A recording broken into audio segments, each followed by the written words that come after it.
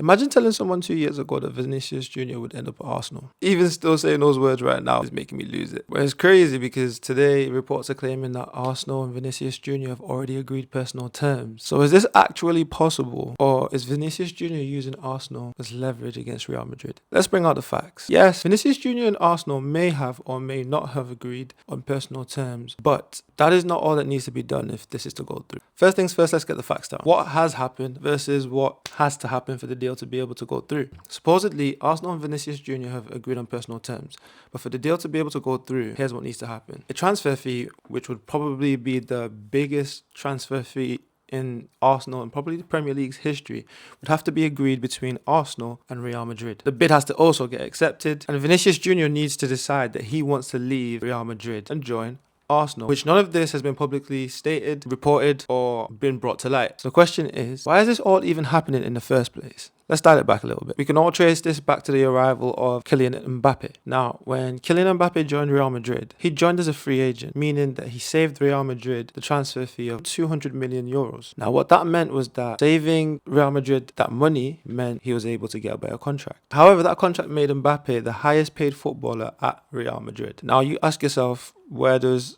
Vinicius Jr. come into this? So before this point, and before the arrival of Kylian Mbappe, Vinicius Jr. was Real Madrid's biggest star, carrying Real Madrid on his back for the past few years. Now, Roc Nation and Vinicius Jr.'s camp believing that Vinicius Jr. has been Real Madrid's most important player believe it's only fair for Vinicius Jr. to get a salary increase, out of which is either the same as Kylian Mbappe or, if not, better. Now, this is where it gets interesting. Florentino Perez and Real Madrid do not want this to happen, simply because of the knock-on effect that it would cause, starting with players like Jude Bellingham. There would be a ripple effect of players all asking for an increase in their wages. That's not good for business. So although they do want to keep Vinicius Jr., Real Madrid are prepared to let him go, just as they did with Cristiano Ronaldo, as Real Madrid do believe that there is no single player in the world bigger than the club. Now, this is getting very interesting because Vinicius Jr. is the first superstar to test Florentino Perez's authority in many years, since Cristiano Ronaldo. And do I think that they're likely to change their ways and their philosophy? Probably not. If they're not going to budge for Cristiano Ronaldo,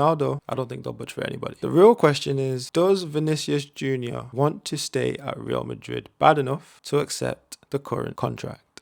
If I'm completely honest with you, I don't know what he'll do. If you asked me literally even as last week whether this deal was ever going to happen, I would have told you no and laughed in your face multiple times. But the fact that personal terms have been agreed with Arsenal has me looking over my shoulder. Being a United fan, I'm a little bit scared, but I'm going to put my faith in something and hope that this deal does not go through. Because if we're looking at it from a logical point of view, Vinicius Jr. is the one piece to the puzzle that Arsenal need. He's that superstar that they need to complete whatever it is they seem to be building right now over there. With the signing of, or the ongoing negotiations to bring in Bruno Guimaraes alongside Declan Rice that they already have. The way they're playing in the preseason right now is looking really good. Max Doman, Gabriel Jesus, Kai Havertz, everyone's looking sharp. Not to forget they have their star boy Bukayo Saka. Right now, Arteta and Arsenal look like they are looking to replace Man City in dominating the Premier League. And if they sign Vinicius Jr., well,